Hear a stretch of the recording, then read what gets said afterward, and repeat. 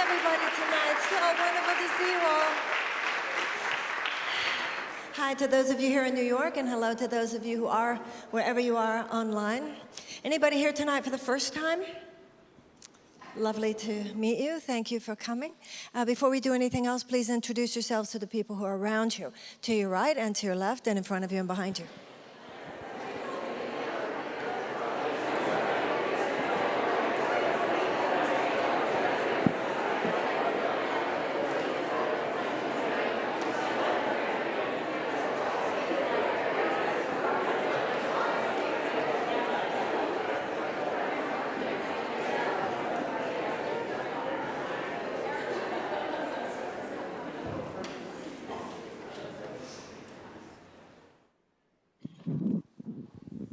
Let's all take a deep breath. Close our eyes and see in the middle of our mind a little ball of golden light. And we watch this light as it begins to grow larger and larger until now it covers the entire inner vision of our mind. And we see for ourselves within this light a beautiful temple. We see a garden that surrounds the temple and a body of water that flows through the garden. We see that the inside of the temple is lit as well by this same beautiful golden light. And here we are, for we have been drawn together by the power and in the presence of God. We devote our time spent together tonight, all of our relationships and experiences of one another to Him. And we pray that His most Holy Spirit be upon us, reaching into the deepest, deepest dimensions of every thought and every feeling, that we might thus be lifted above and beyond the sorrows and limitations and fears of this world to the endless love and peace that lay beyond. And so it is. Together, we all say, Amen. I'd like to talk to you about Moses tonight. You know, in all of the great religious stories of the world, there are universal spiritual themes. A Course in Miracles says that it is not a religion. There's no dogma, there's no doctrine, but it is based on universal spiritual themes that are at the heart of all the great religious and spiritual systems of the world. Now, when you read particular spiritual or religious stories, they could be in religious or spiritual source material, or they could be myths, they could be great poetic images. The universality of some of these themes is part of the delight of such study. And you can enter into these thematic dimensions or principles in various ways. Some people enter into them with a traditional religious perspective. Some of them see these things in terms of archetypes or myths. But the point is that it is up to you how you wish to enter, but the glory of these stories is that you can.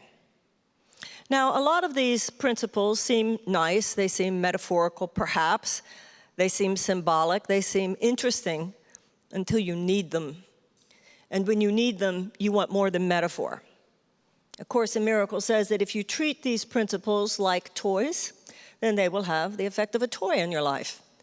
But if you enter into them at the level of their ultimate reality, then they represent spiritual force. Now, sometimes people, in terms of dreams, say, well, everybody in your dream represents an aspect of yourself. I don't know if I really think that or not, because sometimes I feel there is such a thing as a visitation from another soul or whatever. But when it comes to the great religious and spiritual stories, I think there is value in thinking of the ways that these various figures represent aspects of ourselves. And so tonight, when I talk to you about Moses, I want to talk to you in terms of what the character of Moses represents, not only in terms of who we are, but also in terms of where our nation is. You know, something that Islam and Judaism have in common, that they do not share with Christianity, is that the theology is intimately connected to the history of the people. Christianity does not have this. Christianity has to do with the relationship of God to the individual. But both in Islam and in Judaism, there is a sense of connectedness of the divine, not only to an individual, but to the people, to the tribe, to the entire historical group that the people are part of.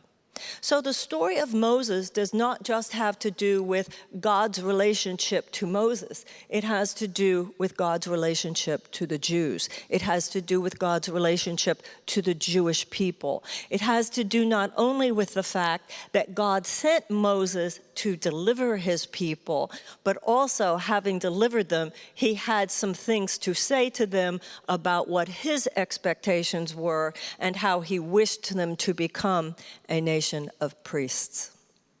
Now, when Moses was born, the house in which he was born was filled with light. The theme of light is prevalent throughout the story of Moses' life, throughout the story of the Exodus. And in the Course in Miracles, it says that light is understanding.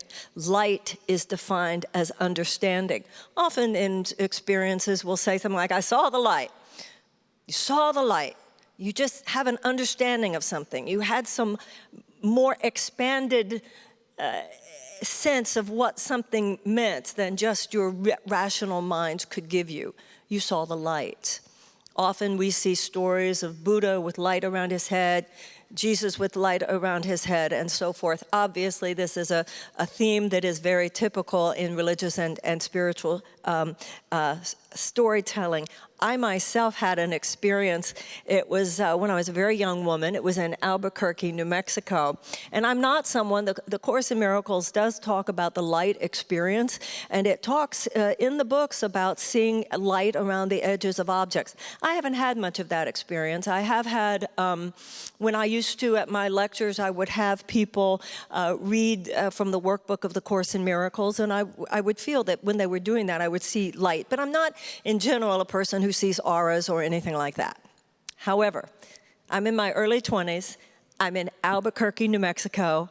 I'm in a grocery store. And there is a woman, a young woman, and she has a little baby. And that little baby is like, you know, sometimes you'll see a little baby sitting in the front of the basket, you know, facing the mother, sitting up. Very little baby. He was a boy. He was sitting there looking at his mother. I'm walking towards her, and light is pouring out of this baby's head. I've never seen anything like that. I'm like amazed. I see this light pouring out of the head, but this is the clicker, the part that's so amazing. I look at the mother like shocked, and this young mother looks at me and she goes, I never forgot that, and I've often wondered what happened to that baby. Well, I have no idea. But anyway, in the story of the birth of Moses, the entire room was filled with light. Now, Moses was sent by God to save God's people. So let's start with that. Whenever you see any great religious, any avatar, any great messenger, any story such as that, typical, you see this with Moses, you see this with Jesus. He was sent to save. So that right there is very interesting. It's a religious theme, it's a spiritual theme that you are not left in darkness, and that this applies not only to the individual, but also to peoples, that God sends rescuers.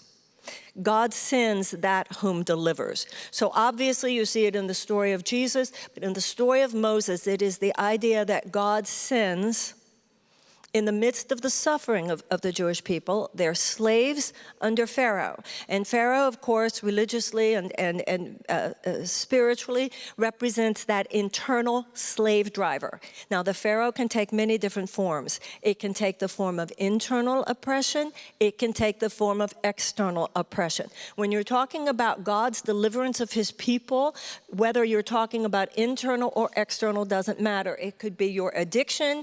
It could be your political oppressor. It doesn't matter. The idea is the theme in the universe that God does not leave us in distress. So that's number one. Now remember, Moses was sent to people the astrologer the Egyptian astrologers had told Pharaoh that a baby would be born on that day, and he would be the deliverer of his people. Well, the Pharaoh didn't know what this meant, and so the Pharaoh wanted all the babies.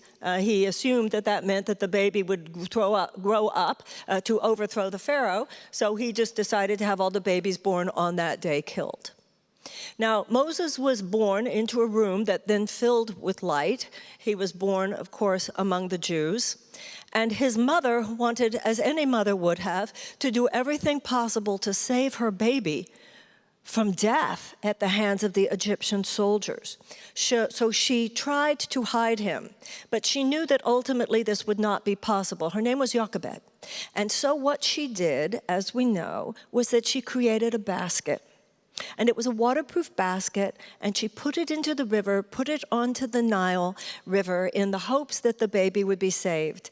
And indeed, the baby was saved because Pharaoh's daughter happened to be strolling one day, saw this baby in a basket, and thought, oh, what an adorable little baby. All of a sudden, a woman walks up and says, well, you know, he's such a cute baby. Why don't you take him back to the palace? Maybe you could raise him. And so the daughter of Pharaoh said, I assume, she said, it was a great idea, given the fact that she did that.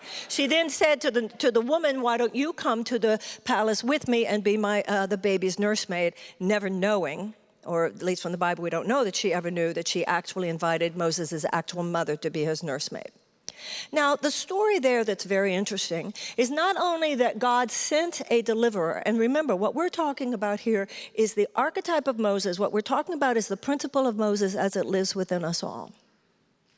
So not only is Moses born, but then how does the story get furthered so that a Jew is actually going to deliver the Jewish people from slavery at the hands of Pharaoh? I mean, a lot of sort of stuff seems to have to happen. Jochebed did what she could. Now, this is a very interesting part of the story, because I think we're living at a time in our own country and in our world, given some of the crises that confront us, where it is very easy to be hopeless today. It is very easy to be cynical today. It is very easy to be consumed by our anger today. It is very easy to be afraid today of some of the things that are going on. There is a sense that certain levees have broken in terms of our democratic institutions, and there is a sense of overwhelm that we are experiencing not only as individuals but collectively. This is particularly interesting for those of us who are spiritual seekers, whether you're in AA, Course in Miracles, psychotherapy, any meditation or spiritual journey, because particularly over the last few decades, these pursuits have tended to focus on our individual journey.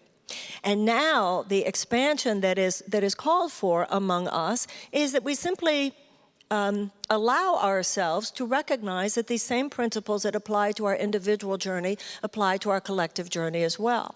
And in the story of the Exodus, the story of Moses, you see the entire story told in terms of the journey of a people.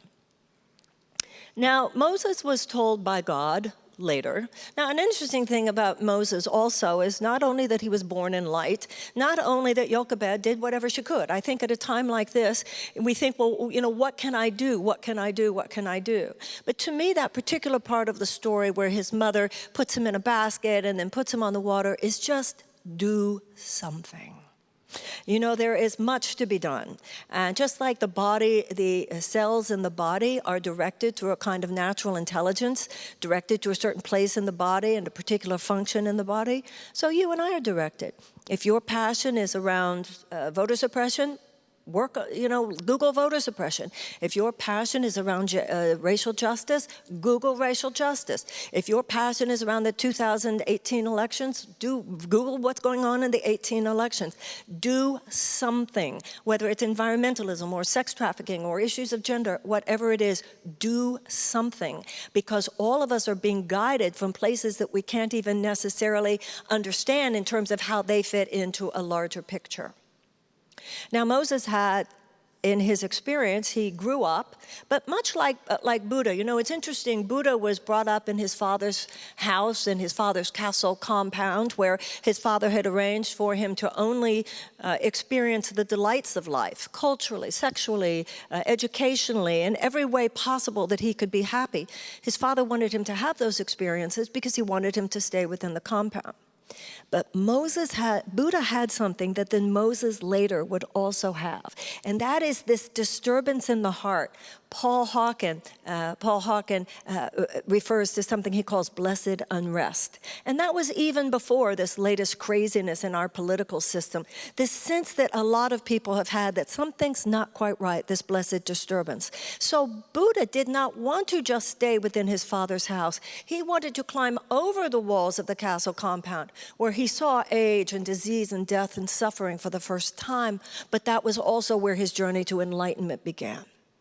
And it was also true about Moses. Yes, he escaped slavery, even though he was a Jew. The Pharaoh didn't know it. The Pharaoh's daughter didn't know it. He was raised in the castle. He was raised as the Pharaoh's son. But in his heart, he knew, these are my people, and my people matter. This is what Buddha understood. This is what Buddha understood when he climbed over the castle walls, that what people are going through outside these castle walls matter. You know, sometimes you're in some kind of outrage these days about something that's happening in our political system. And people might say to you, well, I thought you were supposed to be loving. Well, first of all, I remind you that if the house is burning down, there's nothing negative about yelling fire. That's number one. And there was nothing negative. I mean, would you have said to Paul Revere when Paul Revere was running through the countryside, the British are coming, the British were coming. Would you have said to Paul Revere, oh, don't be so negative, you're being so divisive? Hardly, no. You were not doing this out of hate, you were not doing this out of judgment, you were doing this out of love for your fellow Americans. You're doing this out of love for American democracy, you're doing it out of love for the possibilities and the potential and the freedoms of American democracy, and you don't care what anybody's gonna call you, you have some things to say and some things to do to make sure this country is delivered from its current form of threat and oppression.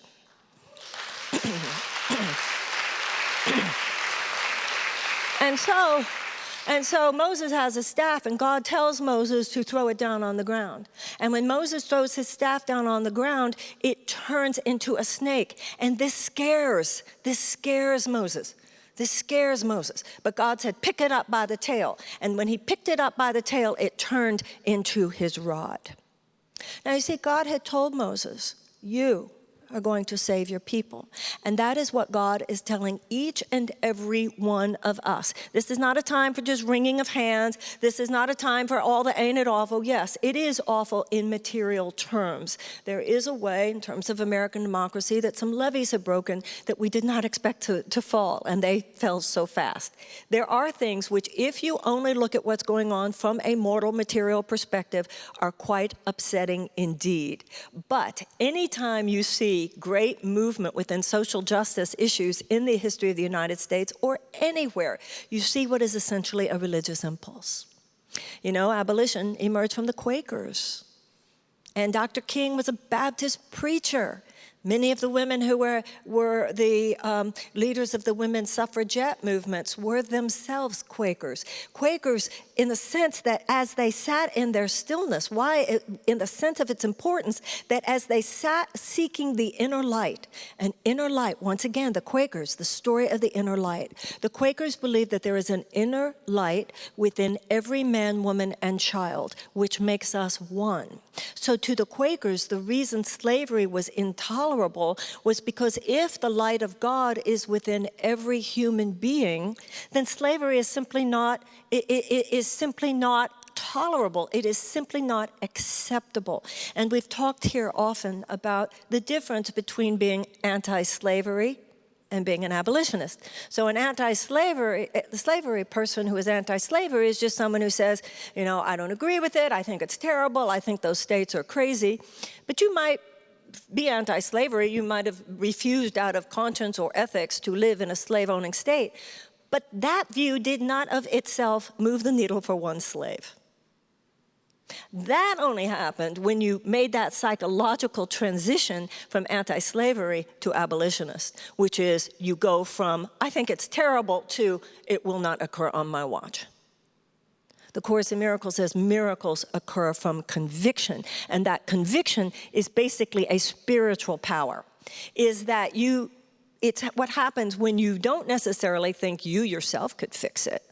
There was no reason why the abolitionists themselves, just a bunch of poor Quakers for the most part, as they began, could think they could fix it when the situation, the economic and material order that kept slavery in place was hundreds of years old. It represented what was at that time massive material wealth. But you could say that also about the civil rights movement. You could say it also about the women's suffragette movement. You're always talking in these situations about a power which overrides material force.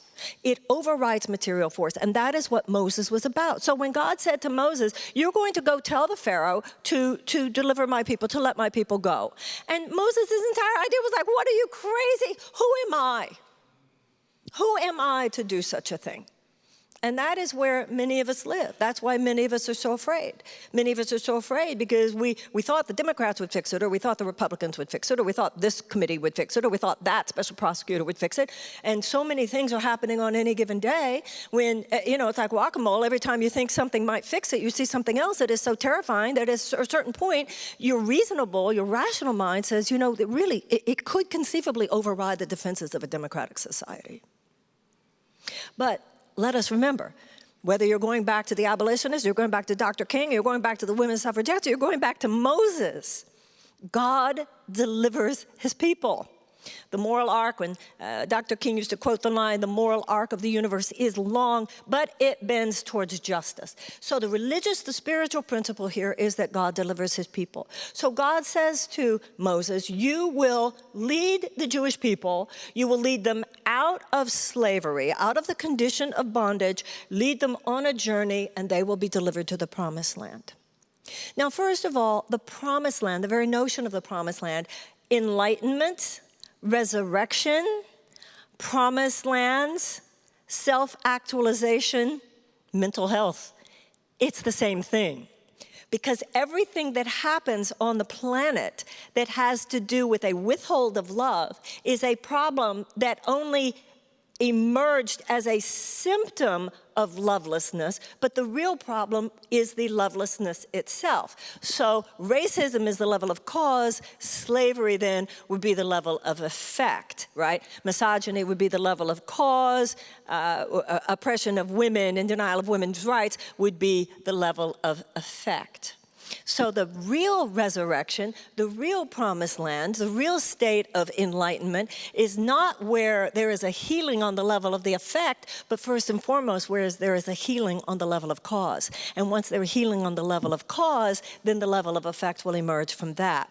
That is why these are great religious and spiritual figures. They are religious and spiritual figures, but what could be more political than that the Israelites were delivered from slavery into the promised land as a nation of Israel, right? And so once again, the Christian religion does not have this does not represent this visceral sense of the historicity and the political relevance of God's salvation the way it is, however, for Islam and for Judaism as well.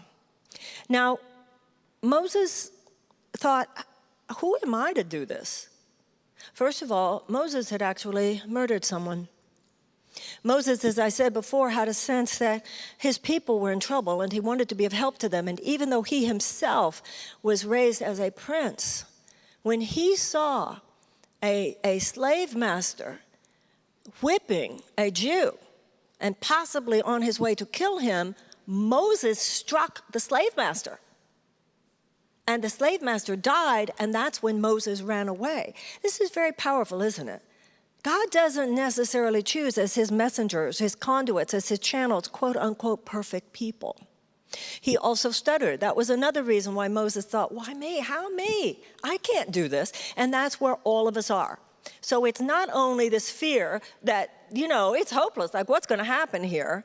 It's not only the issue that we are tempted to think that we alone can't possibly do that much, but also even to the extent to which any of us might individually be called to something, there's a temptation to think, how could I do it? I'm not perfect. And when you say to God, how could I possibly do that? I'm not perfect. I assure you, God laughs. But God is not looking to you to be perfect, but he's looking to you to be honest, and he's looking to you to be obedient. But remember, the word obedience from a metaphysical perspective doesn't mean, in fact, obedience to a particular dogma or a particular doctrine. It means obedient to the voice for God within yourself. Now, there are many aspects of this story that we don't have time to go over. Many, obviously, vicissitudes. God told Moses to go tell Pharaoh that he needed to let his people go. Pharaoh said no. Moses goes back to God. He said to say no. God said to Moses, go tell him again. He told him again. He went back to God. He still says no. God says, tell him I'm sending locusts. Next time, tell him I'm sending frogs. Next time, tell him I'm sending plagues, etc. Finally, the Pharaoh said, get your people and go. It's very interesting here because when Moses said to the Israelites, the Pharaoh said, we can go. Get your stuff, get fast. We got to go now. We got to go now. There's not time to leaven the bread. There's not time to do anything. That's where matzah comes from. There was no time for the bread for them to rise. Do you think that the Israelites said, oh, thank you, can't wait? That's not what they said at all. Many of them were actually angry. Were actually angry at Moses because even though they were slaves, they were functioning. They were slaves, but they had enough to eat. They had a place to sleep. They were living. And this in terms of our individual journey as well as our collective journey. Often we find that the drive, the impulse towards freedom is something that actually represents something so seemingly risky and dangerous that you'd rather stay in the limited condition. Because when Moses said, well, come on, we're leaving, they said, where? He said, well, we're going out in the desert. What do you mean we're going out in the desert? Well, how are we going out in the desert? Where are we going? Well, I'm not sure, but it's a promised land. Are there roads? No. Are there cars? No. What are we going to do? We're going to walk. What, are you crazy? So they were not real excited about this. And not long after, as a matter of fact, not long after that, they came upon the Red Sea. And when they came upon the Red Sea in their journey, the Pharaoh had about that time decided that he wanted his slaves back.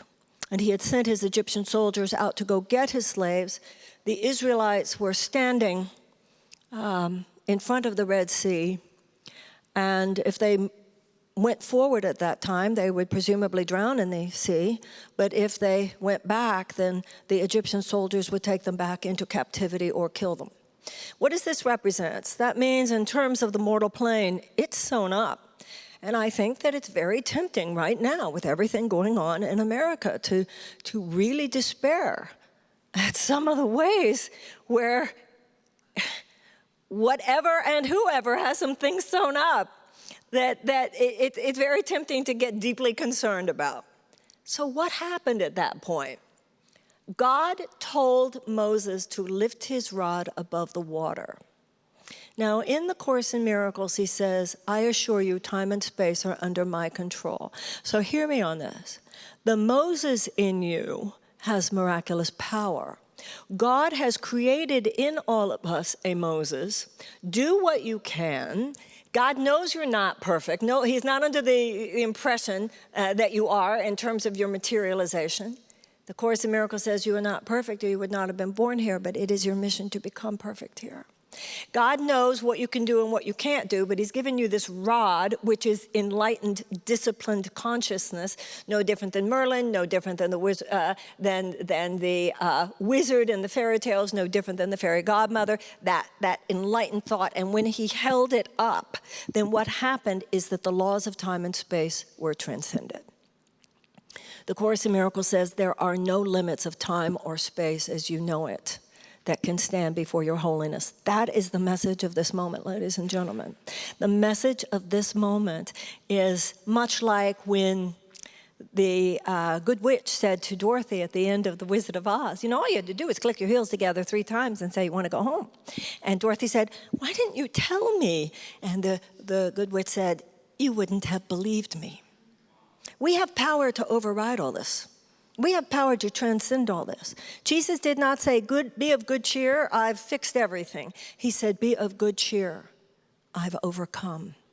The enlightened state, the resurrected state, the land of the promised land is the land of the enlightened consciousness where, because of our oneness with God, we have miraculous authority. My mother used to tell us the story, you know, when you're children and your parents teach you Bible stories. Well, I'll never forget the way my mother used to tell us the story of Moses standing at the Red Sea. My mother would say that Moses stood before the Red Sea, and there were Jews to his left and there were Jews to his right. But kids, Moses had the rod and Moses was sent by God. And so Moses had the power given him by God to part the Red Sea. And if there had not been Moses there, it would have just been Jews at the beach. This is how Moses had that power. And it is the same with Jesus in the New Testament. We know that someone was crucified to his left. We know that someone was crucified to his right. But nowhere ever have we read that anyone resurrected but him. It was the consciousness of Jesus. It was the consciousness of Moses. Now, also along that time, now I want to stay with a moment, though, on this issue of the parting of the sea. I was reading an article sometime in the last year or two about some marine biologists or marine scientists, however all of that works, that have found that there is, in fact, a phenomenon in the ocean which is akin to a horizontal tornado, where the water actually forms a tunnel. And this article was about the fact that that might have actually been the parting of the Red Sea, that there might have actually conceivably been a situation, because see, we don't know for sure whether Moses existed as a historic character, but it's kind of like when Jack Kerouac was asked about the book On the Road, did it happen? Is it true? His response was, it's true, even if it didn't happen. And that's what these religious figures represent. They represent truths that go beyond the historical. And then Moses saw the burning bush. Now, the burning bush is a fascinating idea because the burning bush is not, if you saw a bush that was burning, what would happen after a while? It would stop burning. But in the Bible, we're told that it did not stop burning. That's what you see when you meditate. That's what you see when you pray. That's what you see when you give yourself at a time like this over. But the thing about giving your life over to the will of God, you can't do it kind of, sort of, sometimes. If we are going to save American democracy, if we're going to save the planet to make this place habitable and sustainable over the next 50 and 100 years and truly make the human race have a reasonable chance of survival and thriving over the next 100 years, the effort can't be part-time. That's where a lot of people are. You know, we talk a lot about how I can't imagine a kind of, sort of, sometimes when it's convenient, committed terrorist. And yet there are a lot of us kind of, sort of, sometimes, you know, when I can get it together because I have time between 2 and 4 on Thursday, I'll help the planet. I have so much I have to do, you know, because I got my career stuff and I got my relationship issues and I got so much I'm in a detox. I'm doing so much right now. But when I have the time, absolutely, I'm going to help you because I understand that it's important. That mentality will not be enough. That stays on the level of anti-slavery. It does not reach the level of abolitionist. And so the problem is not that we have more hate than love on this planet. The problem is not that we have forces of oppression and injustice and dictatorialism and real anti-democratic and even un-American forces. The problem is not their strength and power. The problem is that their conviction at this time is so absolutely frightening. It is the bullying of it. It is the conviction with which it is being expressed, and there is no joke about it. The issue, the problem in life, though, is never about what's happening to you. It's all about who you are within the experience of what's happening to you. And when we do allow ourselves to embrace that expanded notion, which is represented, among other things, by Moses, which is that God has sent help. This country's in trouble. This planet's in trouble. Guess what? God has sent help. He has sent you. Now really allow yourself that it can't be, this is not about soloists. This is about a choir. This isn't about who's going to be the Moses or anything like that. It's about enough of us willing to actualize that aspect of selfhood, which is, among other things, Moses. Knowing that God knows exactly who we are. You know, the Course in Miracles says, don't be concerned that you're not more advanced than you are, because all of us are teachers and all of us are students, and the people that you are to teach or lead are, by definition, half a step behind you in time. That's just the way it is. However, if you were any further along, who would teach them? Who would demonstrate to them? So whoever you are, wherever you are, whatever your situation is, if you just are willing to rise to the occasion and experience the freedom that comes with God, complete and total God use me. Not God use me once I get out of work on Thursday. Not God use me once I get my financial stuff together. Not God use me once I finish my trauma work. It's God use me now.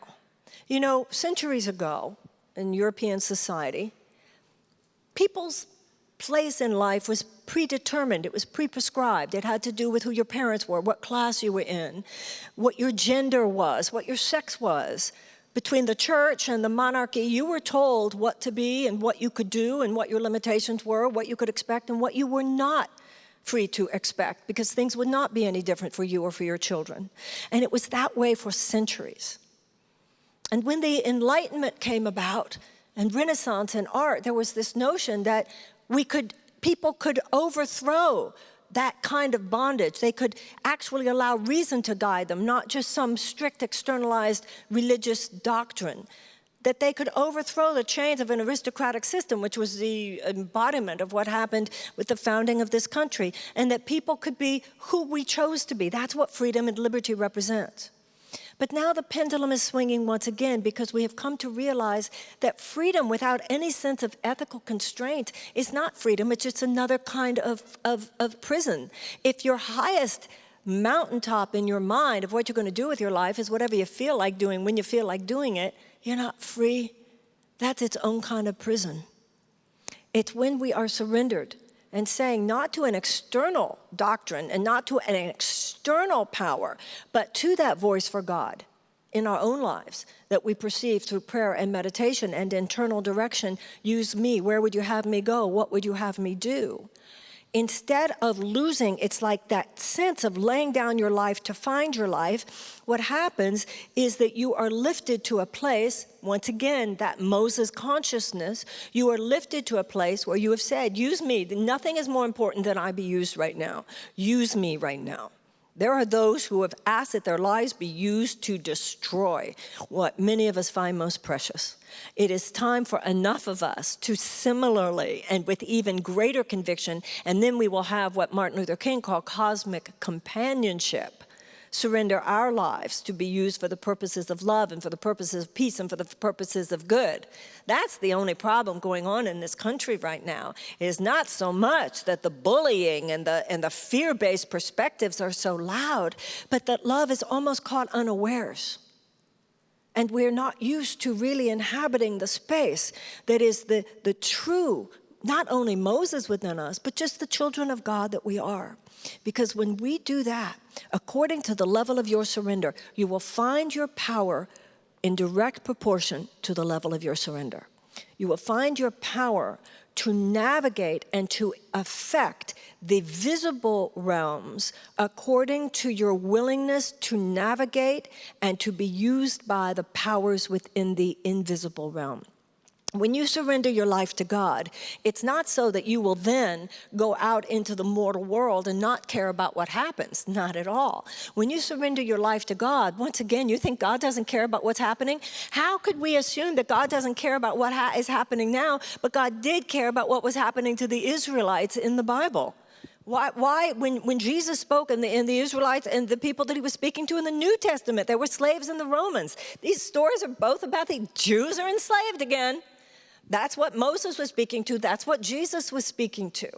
The whole notion of the children of God and the children of God metaphysically, the symbol is meaning all of us, the human race. What is salvation?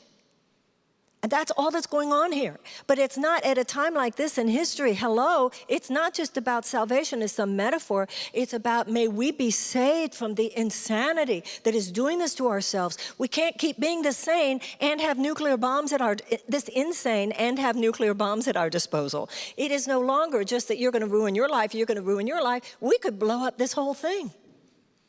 And you can look enough of any intelligent student of history. It is time. You know, our intellectual prowess and abilities are part of the gifts of God. Look at history. Look at the history of the 20th century and look at the history of this planet. Our getting through this is not guaranteed. We will get through this if enough of us claim the power, the miraculous power. The Course in Miracles says, miracles are everyone's right, but purification is necessary first. The only thing to be purified is the illusion and the falsehood and the fear that dominates this planet.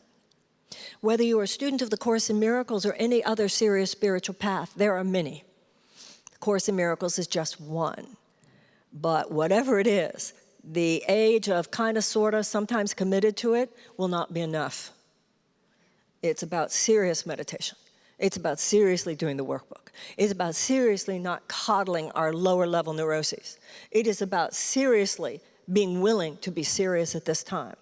Knowing that then, when you give your life to God and say, God, use me, then the powers of the Moses and the powers of the Christ and the powers of all that which are the great spiritual rays of consciousness that emanate from God right into us become activated within us.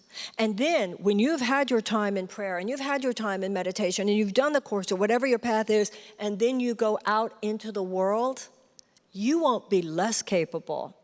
You'll be the smartest person in the room. You'll be the person with the wisest ideas. You'll be the person with the interesting insights. You'll be someone who just happens to meet other people who want to collaborate with you in doing whatever it is that then the two of you together will do more than either of you could have done individually, so that both of you will then perform at a higher level, and then you will meet other people who are doing the same thing, and you will know that there is no way that this could have been mortally formulated or organized. It was organized by something else. The God who holds the planets revolving around the sun can handle the circumstances of America's problems today. A God who turns embryos into babies and acorns into oak trees not only can handle the circumstances of your life, but can handle what is going on the planet today. The Course in Miracles says that every time there is a problem, in the moment the problem occurs, God has an answer. The answer is born into the mind of God. We often use the image of the GPS. You take a wrong turn, and the GPS will automatically recalibrate. In terms of your own individual life, God doesn't say, I'd love to bring you happiness, I'd love to bring you joy, but your mother was an alcoholic, my hands are tied. And God is not saying today, oh, I'd love to save your country, I'd love to save your democracy, I'd love to save your freedom, but, you know, and then naming all the different issues of our political landscape that are problematical. God's not throwing up his hands and going, there's nothing I can do. There's never nothing God can do, because God's power overrides the limitations of time and space. And those powers are yours. It is actually blasphemous to think otherwise. The Course in Miracles says we have arrogance and humility completely upside down, like we have every topic on this planet completely upside down. For you to think that God will give you the power of a Moses is not arrogant. The Course in Miracles says what would be arrogant is for you to think God could not do that. Because that would be arrogant, because that would be to imply that somehow God did not make you. Because if God made you and you are a creation of the mind of God, all power is given unto you by definition. And so the Course in Miracles says it is humble, not arrogant, to know that through God that is within you, there is nothing that you cannot do. And if God sends you to defeat the Pharaoh, God's going to show you how. He says in the Course in Miracles, is it reasonable to assume that I would give you a job to do and then not provide you with the means of its accomplishment? I don't know what job God has for you, but I do know this. The Course in Miracles says, all of the children of God are special, and none of the children of God are special. You happen to have unlimited potential within you. It's not your personal credit. You didn't create it, but it is humble for you to realize it. You don't have any more than anybody else does, but you don't have any less than anybody else does either. what is lacking is the activation of our own miraculous authority. That's all that's lacking here. And that miraculous authority is activated through our willingness, through our surrender, through God, use me. Whatever it is, wherever you want me to go, whatever you want me to do, whatever you want me to say, and to whom. That's what the Course in Miracles teaches us to say every morning. Where would you have me go? What would you have me do? What would you have me say, and to whom? We are meant to actualize greatness within ourselves. That is humble, that is not arrogant. And like Moses, we are not perfect, and we have had our mistakes of the past and all of that. God's not, he's not ignorant of that fact. But the perfection and the greatness that is within us is not on the level of our human personality. And even on the level of our human personality, sometimes the fact that we have fallen is what gives us humility and what gives us compassion for other people in their suffering. So God can use all of it. God can use the places where you've gotten it right, and God can use the places where you've gotten it wrong. It's time for us to move more deeply into the vertical so we can be more powerful within the horizontal. And that is the moment in which we live. It is time for a level of political revolution. But no level of political revolution will be successful if it is not accompanied by spiritual revolution.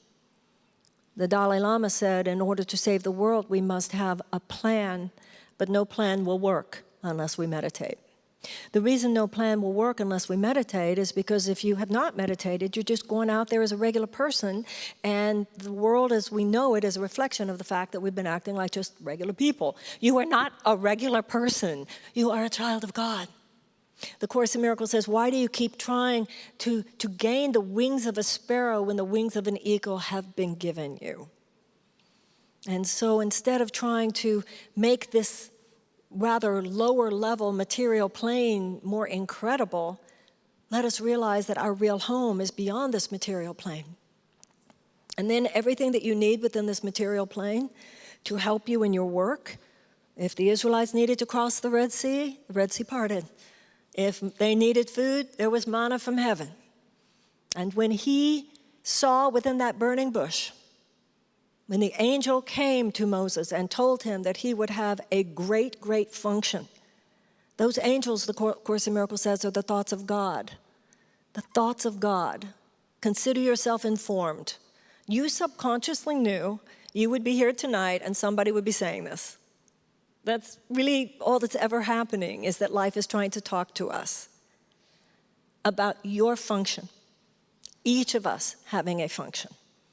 And when Moses was told by God to go, and the first thing he was told, by the way, do you know what the angels told him? When the angel spoke to him from the burning bush, take off your sandals. Don't take off your preoccupation with the mortal plane, because God's going to lift you to something higher.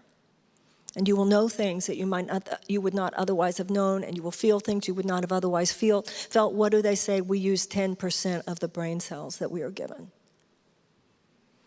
And then God called Moses up to the Mount Sinai, and he received the 10 Commandments. And the 10 Commandments are extremely important, because the 10 Commandments were what God wanted Moses to give to the Israelites, because it wasn't just that I'm going to save you, but I'm going to save you, and then I want to tell you what I expect of you.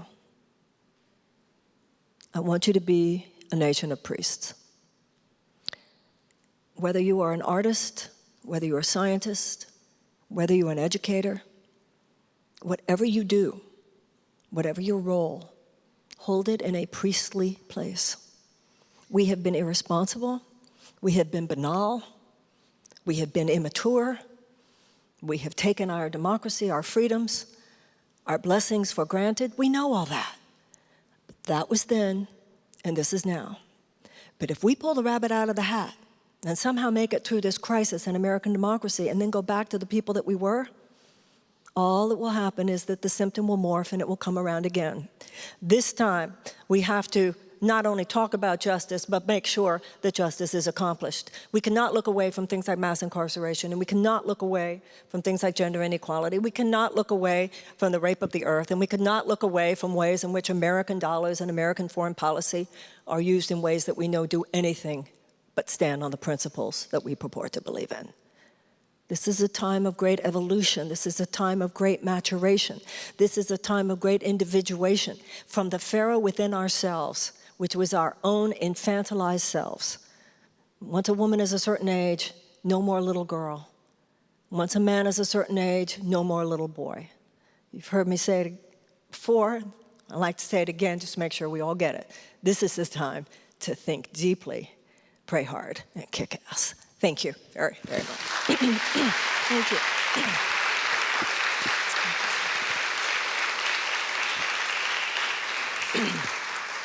Now, each of us has our own assignment. The Course in Miracles says that every relationship is an assignment. Your very incarnation is an assignment. Your color, your gender, your sex, your sexuality, your ethnicity, your nationality, whatever. To know that our job is to stand within whatever our karmic assignment and whatever our historical assignment is as the person God would have us be. So there's none of this, how can it be different than how it is? But rather, how can I be the person within what it is that God would have me be? Because if you're an educated, you're meant to be a priest within the field of education. If you're a scientist, if you're a business person, whatever you are to be holding it as a priestly function. A priestly function means someone who has the rod, carrying down, because the Course in Miracles says in every single moment, the mind of God is streaming into you. And the issue is that your life be a conduit to which it is then extended into the lives of others. The key is kindness, compassion, lack of selfishness, really standing as a space of possibility for yourself and others, being present. You're the faucet, you're not the water. But in any given moment, that is our consciousness that we practice, whether it was through the workbook of the Course in Miracles or whatever our meditative practice is, then we feel it as we live our lives. Moment by moment, hour by hour. None of us necessarily, I think there's some people on the planet, and one that I've met actually, I think, but I think there are a few others. The point is, we aren't all necessarily there where, we can't say, wow, I was in that place 24 hours a day. But it can become the rule rather than the exception. I used to say in my life that, I'm, not at level of the Christ of being yet, but I'm certainly better than I used to be. And I think that's true. I think sometimes it's important for us to give ourselves credit for the fact that, maybe we're not everything we could be yet, but we're better than we were. And I think we are all feeling now, however, a real yearning. You can feel it in this country. It's very poignant. This is something so deep going on. People are yearning. People don't know what to do, but it's so clear people want to do it. You can feel it. You can feel it. And for those who don't have a sense of spiritual internal direction, I can understand why it's a hopeless time. But if you do know about spiritual direction, then the last thing it is hopeless. In the Bible, we're all used to the line, God, how long, oh God, how long?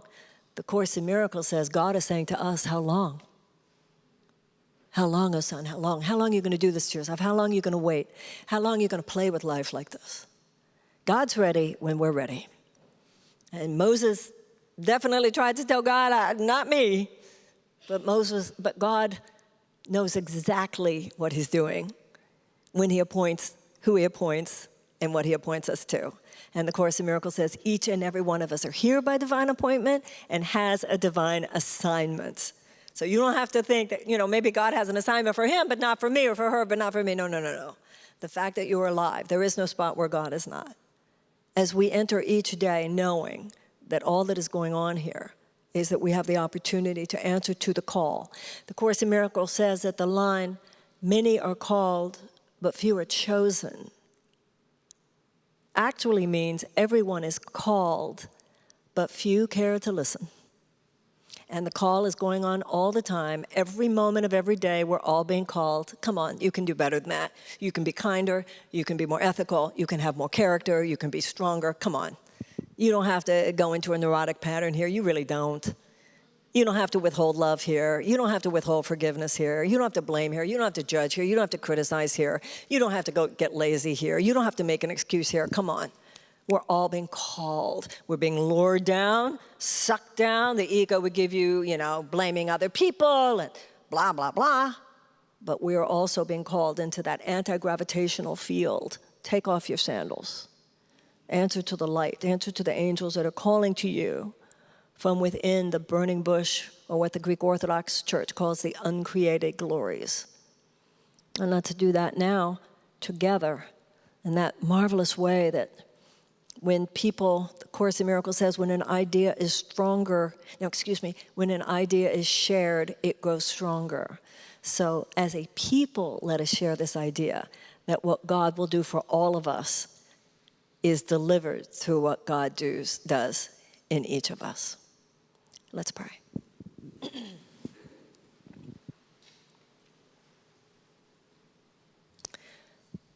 Dear God, we surrender the thought that greatness does not belong to us. We know now that that thought itself is not humble but arrogant. We take this moment, dear God, to stand in awe before you and in amazed realization that you live in us.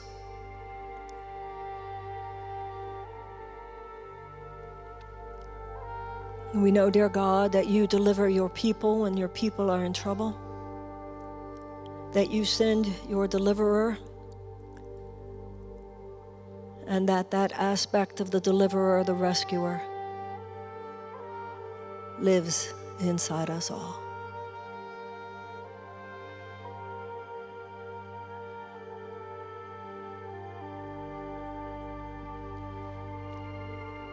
And each of us in our own way surrender now, as deeply as we ourselves feel moved to.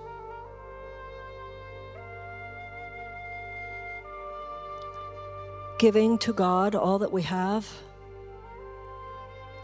and all that we are. We surrender to Him our thoughts about the past, that He might change our mind about it for us. We surrender to Him our present, and we surrender to Him our future.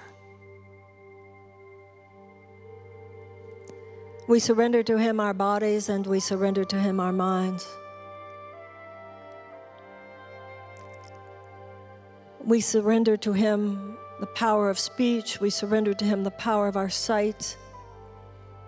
We surrender to Him the power of our thought. We surrender to Him the power of our creativity. We surrender to Him the power of our imagination.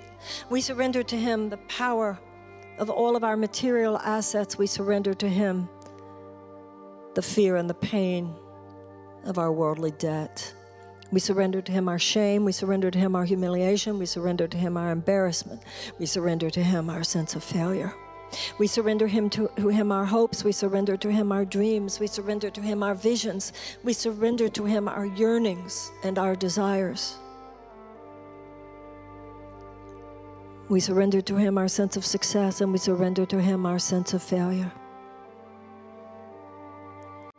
We surrender to Him our talents and our resources. We surrender to Him all that we are.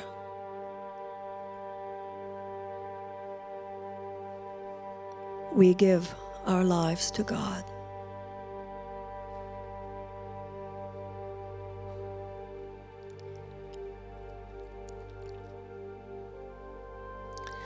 We know, dear God, that sacrifice is not a part of your divine plan, that nothing of value shall be taken from us. Everything of value shall be given to us. And we feel ourselves now lifted. above and beyond the dense materialization of mere worldly goals.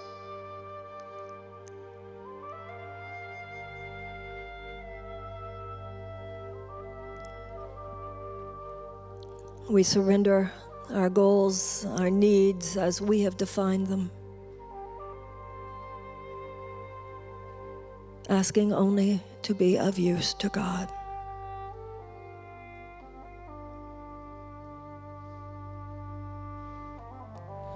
And thus we know that for us too, the sea shall part.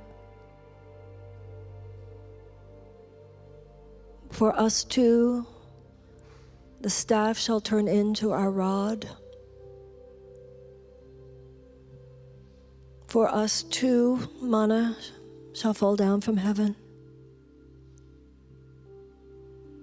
For us too, the journey, while it might be hard at times, shall lead us and our people to the promised land. For we are on this journey together.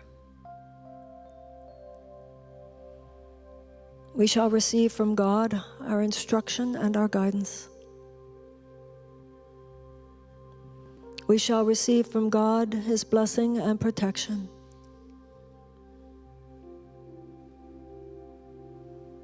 We shall receive from God our daily bread. We shall receive from God His love to share with each other. We shall receive from God a sense of certainty and conviction.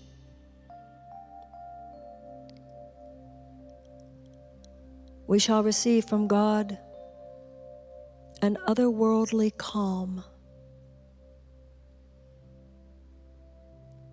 We shall receive from God an inner peace, restoration and healing for ourselves, for all the world,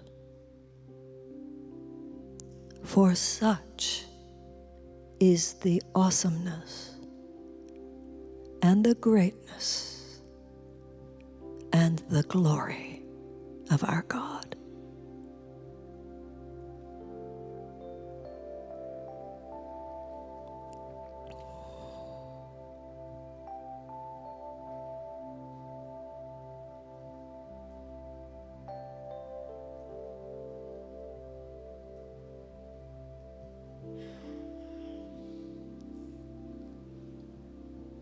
Sending our love and our blessing to each other, praying for the happiness of all sentient beings.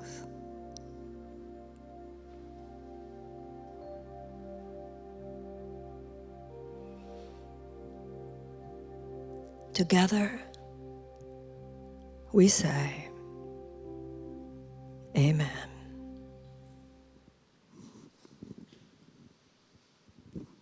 Okay? Thank you.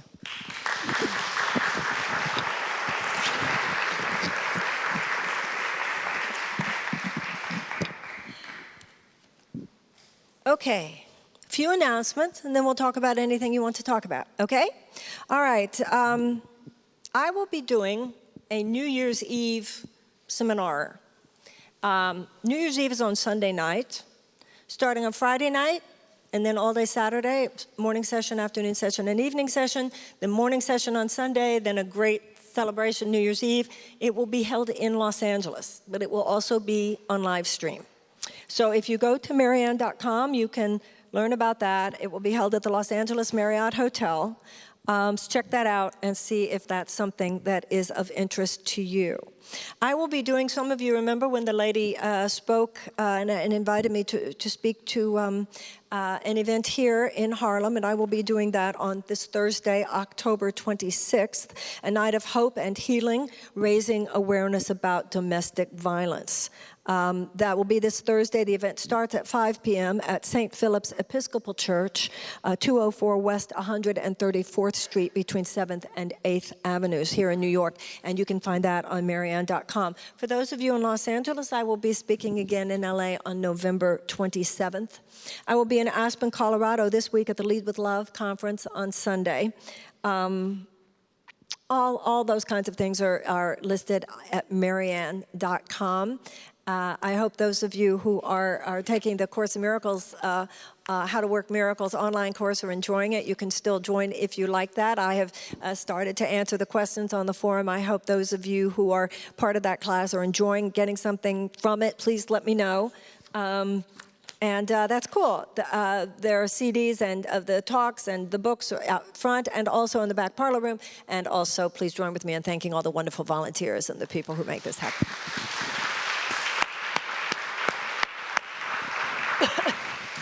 Okay, we can talk about anything that you want to talk about. I also have, anybody have a question to begin with tonight that you'd like to do?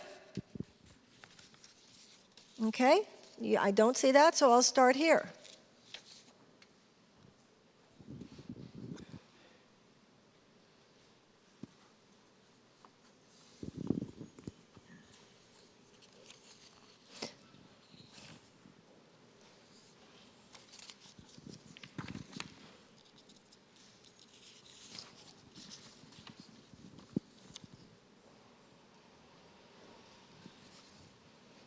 My sister is married to a man who abuses her. No, I did this last week.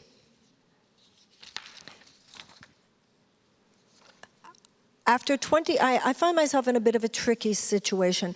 After 20-year marriage and unfortunate divorce, I'm now in a relationship with a man whom I love very much. He sees me, understands me, and is my best mate. Our relationship has grown from a friendship into a romantic relationship, but is much more seated in the friendship than romance. We're compatible in so many ways it seems bizarre at times, but in all this, he isn't able to commit to me sexually. He's grown up seeing himself as a player, and so even though he's respectful of me, he does mess around with other women. As his friend first, this is something that I was aware of, and one of the reasons I held on brakes when I started falling in love with him. Even though we kiss, hug, touch, we rarely have sex. I must be honest, I miss sex, but virtually all the other aspects of the relationship are awesome, so sex is not really the axis of my relationship. My question to you is, I'm fulfilled in so many ways, more than I thought I would be after the end of my marriage jaded my heart in this. Am I remaining in this situation because I should be satisfied with what I have, and nothing is ever perfect, and dealing with a little heartache and ego ache every now and then is minimal compared to the bigger picture? Is this all part of my journey of learning to trust and relinquish control? Or should I be removing myself from a situation where he is not able to commit fully, since full commitment is a requirement for the sacred container? And I must add that even though this relationship is constantly evolving, I feel more committed to it in other aspects of our relationship than I ever felt in my 20-year marriage. So as you can see, I'm a little unsure of how to proceed. Well, I don't know how other people feel, but I'm confused. Because at first it was like he wants to have sex with so many women, but now he's not having sex with her as much as she... Maybe there's a man here who could give me a clue what's going on here. I don't understand what. If he's giving it to so many people, why can't he give it to you? That's my thought. I don't know, but I do know this. The Course in Miracles says miracles emerge from total communication given and received. That's what I'm reading, and perhaps somebody else has something else to add to that as well. What I receive, the woman is named Vanessa, what I'm hearing is that there is some communication that is not totally and completely there. Now, I don't know if this man is not speaking to you as honestly as he might because he doesn't want to hurt your feelings. I don't know.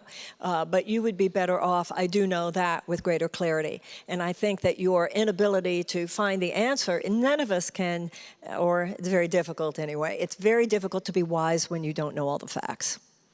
It's very difficult for any of us to really know how to move forward when on some level something doesn't make sense. And one of the things that I've learned in my life, I've learned it as a mother, I've learned it as a woman with men, and I've learned it professionally. If it doesn't make sense, if it just feels to me like this doesn't make sense, it's because it doesn't make sense. If you feel that something's off here, something's off here. And so I don't know what it is, and I also think that's not to say it's quote-unquote his fault, because I think sometimes what I've seen in my own life is where I wasn't being told everything, but I could see in retrospect neither was I making myself a space where another person could reasonably believe that it was safe to tell me everything. So I think that this is less about sex and more about truth-telling. And whether you need to talk to a professional who could help you, a counselor or of some kind, a third party who could help you with that communication, there is something here that is withheld. Sex is just the level of the effect. There's something on the level of communication. I don't know how others read the letter, but the way I read it, there's something clearly very beautiful going on, but also that's a very fundamental issue to have that withhold towards too. And that woman's, it's not just her sexual needs, but her self-esteem is going to take a big hit from this if that continues. Does that make sense? Okay, all right, now you must have something to ask or say, so. We did that one. Okay, who would like to talk about something? My goodness. Okay, I'm coming.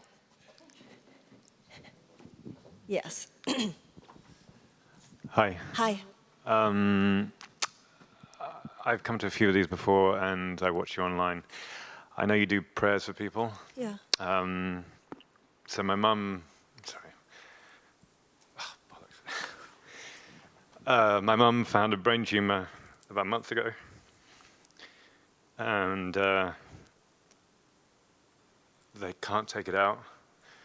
So we're all trying to, I don't want to agree with the doctors that it's, and I know we can do something about it. I know we can make the tumor, reduce and disappear. I'm just fighting on all fronts, and we're praying like nut jobs. And What is your name? Alexi. Alexi. And what is your mother's name? Pamela. Pamela. Let's pray with Alexi and his mother.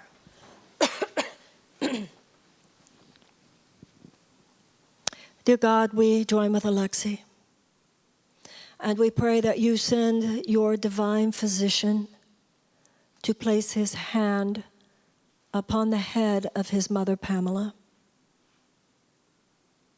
To some of us here, the physician appears as Jesus. And we know with absolute conviction that in him and through his power, she is healed.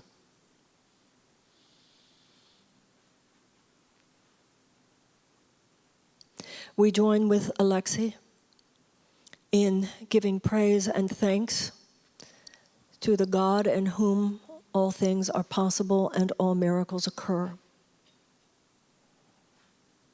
And whether this is a miracle that emerges spontaneously or through the auspices of medical or non-medical treatment, we join with Alexi in completely surrendering any preconceptions, knowing, however, that she is healed, for God is so great. And so it is together. We all say, amen. God bless you. She's lucky to have a son who cares so much. Who's next? Yes, ma'am. Hi. Hi, thank you so much for gathering all of us Thank you. here together.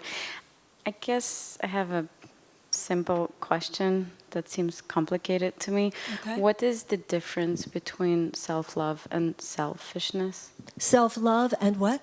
Being selfish, Selfish, self-love and selfish. Well, the concept, the question is actually relevant today because I think the whole notion of self-care has been so bastardized that sometimes it does seem to be just a cover for old-fashioned selfishness. The Course in Miracles talks about self with a little s and self with a big S.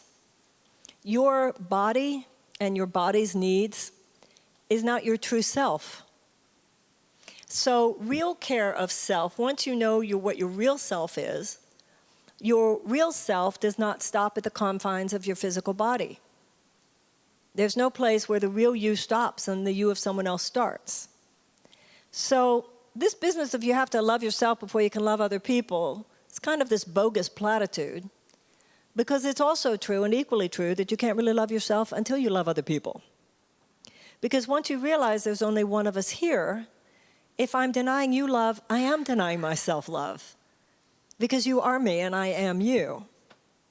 Now, self-care is something else again. Nature occurs within a rhythm. There's active and passive. There's a state of activity and there's a state of rest. And so part of honoring the rhythms of the universe shows up in self-care, such as you need your sleep. You can't work that many hours without taking a break.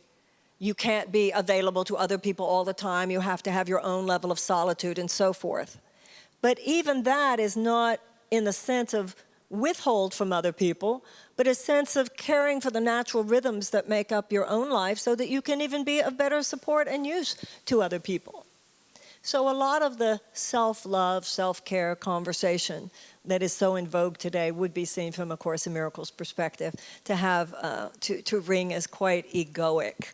But that is not to say that we are to not take care of ourselves in a healthy way. One of the things that I mentioned in the meditation tonight, the Course in Miracles says God does not demand sacrifice. God does not demand sacrifice. When you give your life to God, everything that will take care of you so that you could be of better use. When you're tired, when you're, your nervous system takes a hit. When you don't, I was having an interesting, it was a good thing with someone very close to me just recently, because I feel that she takes on too much. And I watch how she does that in her life. She'll take on, she'll do it with me, she'll do it with other people that more than anybody even asked her to do. She didn't have to do it. And then you watch how she suffers because she's got too much of a load. And I don't know how she picked that up, but she picked it up. But the other day we were together and we had a very intense things we had to do, but she watched me that okay, enough for today. And I was talking to her about the fact that it's your life has the same kind of rhythms that nature has. Nature has a time of activity and then a time of rest. You see it in animals, you see it in nature, you see it in the seasons of the earth. And we're a part of that. But once again, it's not about just you. It's about honoring those rhythms of nature that are just a part of life. Does that make sense? Okay. Okay, who's next? Yes.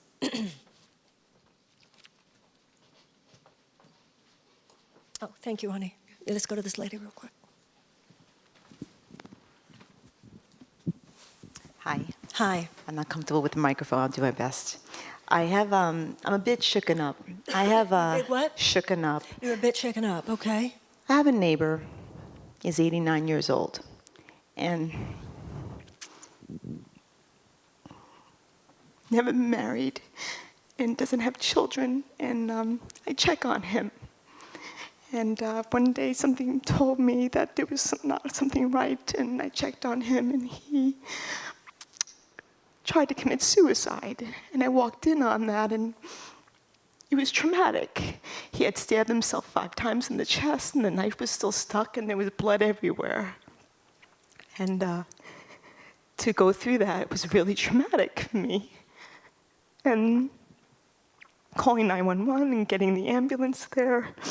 And then he was so frightened, and I just said to him that, I'll be with you through this crisis, because he didn't want to live because he was losing his ability to walk.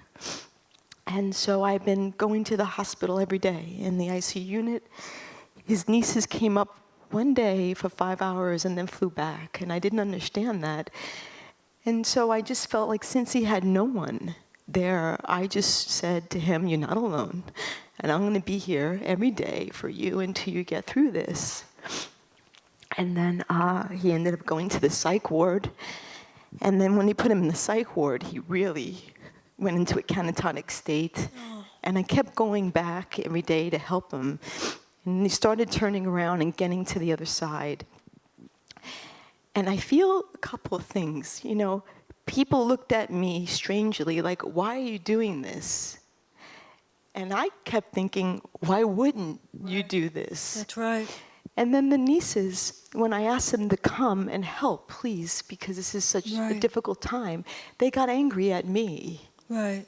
And they turned around and said, you're getting too involved. Right. And You were reminding them of their moral responsibility, and they didn't want to be reminded of it. And then on top of that, when I'm working with the social workers and so on, and the psychiatrists, they call them up and says, this woman's getting too involved. And I really was so hurt by that.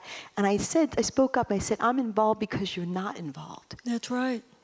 But what the sad part is, when I showed up today, the social workers weren't treating me in a kind way. They were very standoffish because they got influenced by that. I feel so hurt by that. I understand why you would be. I don't know.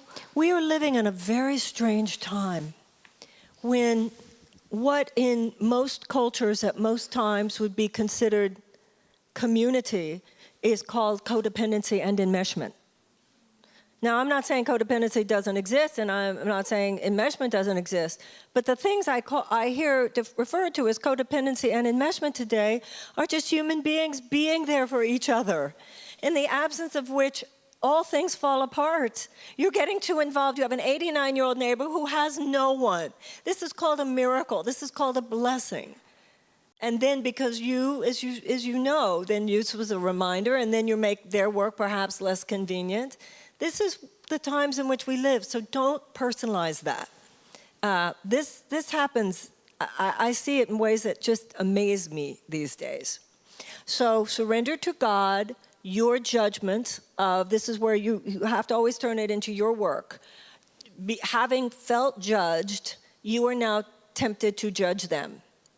So, dear God, I surrender my judgment of the nieces. Dear God, I surrender my judgment of the social worker and the other people at the hospital, because what's happening now is because everybody subconsciously knows everything, they're feeling your judgment, right? They're feeling that so you have to remember that God is in all these beings. So in your meditation, and we'll pray with you, pray for their happiness every day. And remember that this is more than just about helping him, that in God's eyes, you are all innocent children of God. On a purely human level, though, I totally understand why you would feel hurt. Like, wait a minute, I'm the one who showed up to help, and I'm being demonized here. So I totally get that. But as the Course in Miracles would say, the Christ in you cannot be crucified. That's all just on a material plane, and the material personality is not who you are.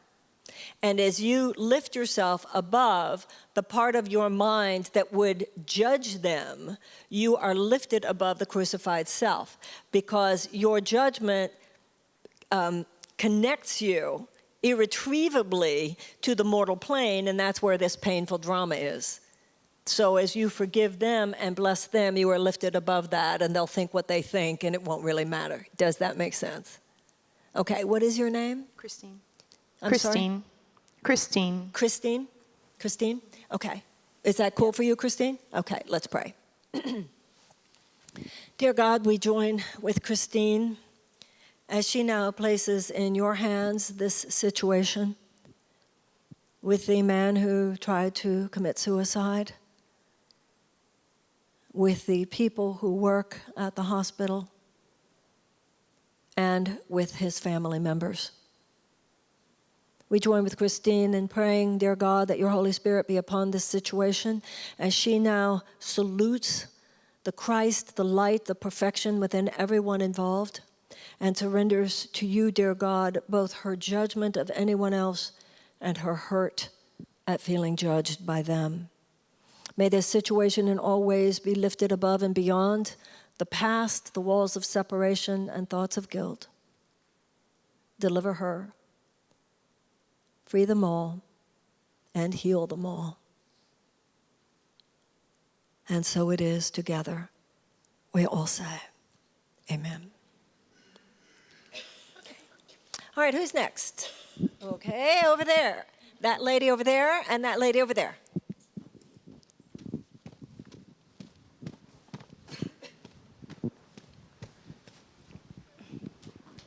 This place is so big.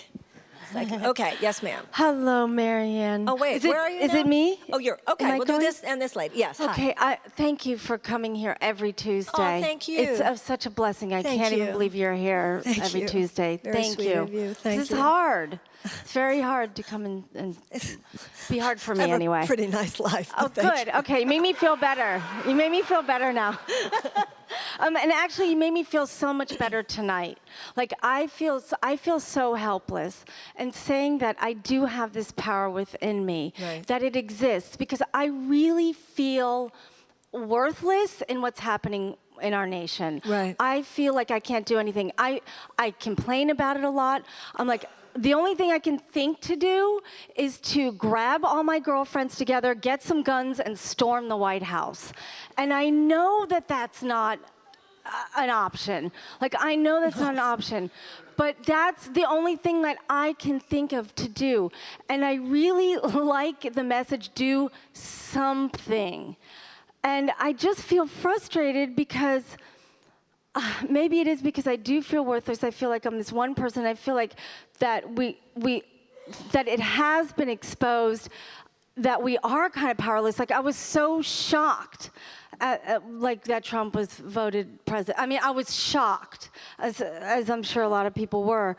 And now I'm just like, it's like as if the building across the street went invisible, and all of a sudden it was invisible, and all the people were gone, and I was just standing there going, well, wow, that just happened. Can you believe it? But there's nothing I can do. The building's invisible, and the people are gone.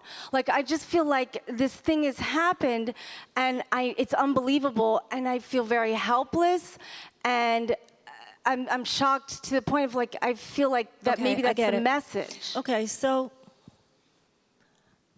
this is what's going on for me. Did you hear what I said tonight? About do something. Well, it was a little more than that. I talked for about 45 minutes. Because what I tried to express was that God is on this. God is on this. We talk here often, this did not come out of nowhere. You know, many of us, if we're honest with ourselves, have really abdicated our responsibilities. Too many of us, if we're honest with ourselves, quote unquote, weren't into politics. Just thought other people would handle it. And there are elections next year. And there are serious voter suppression efforts. And even with voter suppression efforts, whether it's having to do with domestic forces that would suppress the vote or a foreign actor who would influence it, even there, the vote can only be rigged and hacked if it's close. So there's a lot for us to be aware of, to think about, to do. I'm sure, are you aware of the speech given today by Senator Flake from Arizona? Things are happening every day. So you don't have to just kind of hang out and I don't know what to do land. Because if you are following this and reading about what's going on and looking at what's going on, the Jochebed, I mean, people are doing things. I mean, even when I was talking about Jochebed, I was thinking of Senator Flake today. It changed the dynamic. Every day the dynamic is changing. But the spiritual, all jokes aside, given today's world, it's not even that much of a joke. No, we are not taking guns anywhere, to storm anywhere. These are very serious times. But part of everything we're talking about today, not just part of what I'm talking about today, core to everything, is that God is lifting us up. And you are going to be led as a woman. There's none of this I don't know what to do stuff. Those days are over. Nothing even approaching a ditzy perspective. No, you are a woman of God. You are an American woman. And you are going to rise to the occasion. This is not the first generation of Americans who had a serious, serious problem on our hands. I don't think there's ever been a president who overtly threatened his political opponents like we have now. I mean, this is in many ways different. But this country had slavery and dealt with it. This country women did not have the right to vote, and they dealt with it. We had legalized, institutionalized white supremacy and Jim Crow laws and segregation in the American South, and we dealt with it. So it's not that this is the first time America has swerved from our ethical center, and we've never totally been on it. But the history of the United States is not that we have not had problems, but the history of the United States is that there has been a tendency to deal with them. The only issue is for us to make sure that we're not the first generation who wimped out on doing that. And that's why we have to support each other, as I'm seeking to support you now. You are an American woman. You will be shown what to do. Read the paper, watch the news, see what's going on with voter suppression, be aware. There's not one problem that you can't Google and see what group is working on voter suppression, what group is working on everything that is happening now. Because it's an assault. It's something, it is a shock and awe. It is, if you look at it only with the mortal mind, there's some terrifying aspects. But that's my whole point today. It's not just the mortal mind. And once again, there was no, who were the abolitionists compared to the material and economic forces of slavery? You could look at any great social justice movement in the United States, and the material forces arrayed on behalf of the oppressor were huge and terrifying, but that did not stop people then, and it should not stop us now. And with each other and with God's help, we are going to handle this. And that's why I said tonight, we're going to think hard, we're going to read the news, we're going to educate ourselves. That's one of the main principles of nonviolence. You have to know what's going on right now. It's really important to know what's going on. Know what's going on, pray, meditate, you'll be guided. And what are we going to do? We're going to kick ass, right? Yeah. Okay. Okay, there was a lady here. Yes, ma'am.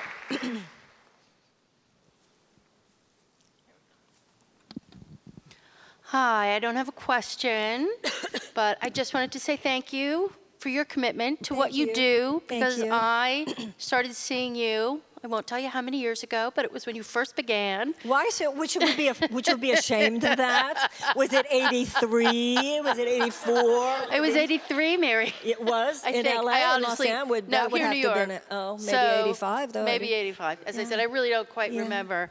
But I came back and I've been watching the live stream, and Thank seeing you. you here tonight has been an absolute pleasure. Thank you for what you do and your so commitment. Much. Thank you. Thank you. Thank you. God bless you. What is your name? So nice meeting you. Thank you. Thank you.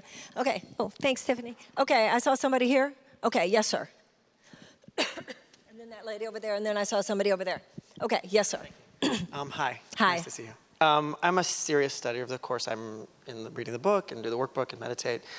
I'm not perfect, obviously. And the part that I'm having a hard time with, and I pray on it, is when you walk down an alley and you know you shouldn't be there, Right. you turn around and you walk away. Right. Like when she said she had the intuition, something was going on with her neighbor. Right. That's the only time I know how to walk away. I don't know the distance between complete murder and, I should no longer maybe interact with this person or stay in this space. I remember, I think as in Return to Love, where I think you said something like, we don't do the same dance. Mm-hmm. You were talking to the man, and I keep, this is the lesson I'm not getting, because I keep coming up against it. Mm-hmm. And in the course, I'm not finding, it's like, well, you better stay in school then. You're supposed to just stay there and keep studying it. There's something here you need to just keep being open to work on yourself in this moment. It's about you working this out. This is not about removing or stepping away or, does this make sense? We all have our wounds, usually determined by our childhood dramas. And as you know from doing the course, it talks about everything without talking about anything specific. The healing is the same. He says you think you have many different problems, but you really only have one, and that is your separation from God. Your separation from God, from what you're telling me, I'm only getting my information from you. You have a pattern where you gloss.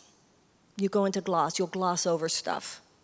You go into what, in retrospect, is seen to have been a blind spot. I should have known. It wasn't totally cool. And you realize later, like you said, if it had been a huge transgression, you would have noticed it. But you realize there's some places where you maybe weren't as savvy. Most of us have, to some extent, we all learn. He says in the Course in Miracles, it is not up to you what you learn. It is merely up to you whether you learn through joy or through pain.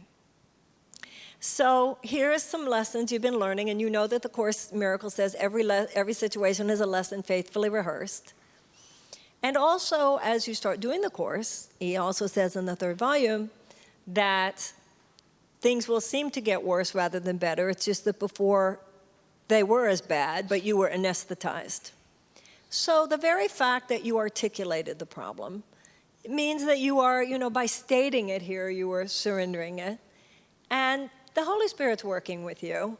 And I have a feeling, even as you name what you do, I have a sense it's more what you have done and what you are currently working on, because that's what this is all about. You have a tendency to, from what you said, once again, I'm only getting my information from you, to kind of just a situation emerges and you'll throw, sometimes it's because we're trained to see the good in people. And so we'll throw like a little fairy enchantment over a situation and later realize, that person's, you learn that you can trust a soul, and that doesn't, trusting a personality, to say, I trust my brother.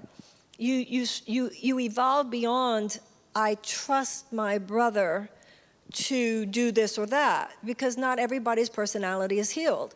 And you also realize that damaged people damage people. So that's just part of growing up. So you learn that trusting people and loving people does not necessarily assume they're going to keep agreements, or not necessarily assume they're going to behave ethically, or not necessarily assume a certain level of integrity.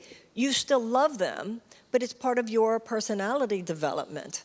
And part of what then comes with that is an elegant and a kind capacity to leave earlier than you would have in the past. Mm-hmm. Does that make sense? Yeah. So I have a feeling you're doing better than you. That makes sense? That's all thank you. right? Thank you. Okay. All right. Who's next? Yes, over there. Did I get everybody on the side? We cool? Or there was somebody over there? There's one lady, and then I'm coming over there, I promise. Okay, yes. Yes, ma'am. This lady here, and I'm going to just try to walk in here and see if we can do it this way. Yes. Hi. So this is my second time coming to your talk, and last time I was really impressed by how political you were, and I wasn't expecting that. And I work as a nurse, and one thing me and my colleagues experience is a lot of people get into nursing because you are trying to help people and trying to see positive change. And most of the time you actually don't see that. You don't see people get better. You don't really feel like you're making a difference. But we've been reminded of the story of throwing the starfish when there's a tide and all the starfish are washed up and someone's throwing back a starfish, and the woman says it matters to each individual one, even if the tide is bringing up thousands more and they'll all die. So that's one thing that I've found helpful to think about, is not even really the big picture, because the big picture can be so overwhelming, but just in individual interactions with people, trying to do your best, trying to be present. And I was wondering if you have any thoughts about that. I think you're absolutely stating what many of us feel, that we have developed in our society such a corporatized functionality. Teachers feel it. I think teachers feel it very strongly. Nurses feel it. Doctors feel it. Everybody these days, it's almost like it used to be that being Stepford was considered a criticism. Today, it's almost the goal in certain situations to be the cookie cutter and to not go outside the box. And then in too many situations, it's a sense that there's a corporate organization to things, and you're not allowed to go outside the box. So that many nurses and doctors and teachers and all kinds of people feel, where's the creativity? Where's the creativity that I went into this field to exercise? Now I'm supposed to do only what I'm told to do, when I'm told to do it, how I'm told to do it, in these crazy hours in which I'm told to do it. This is part of what's happening in America today, and it's not an accident. This is all because of the amoral economic order that we have adopted over the last few decades, the huge sort of corporate overlord of it all.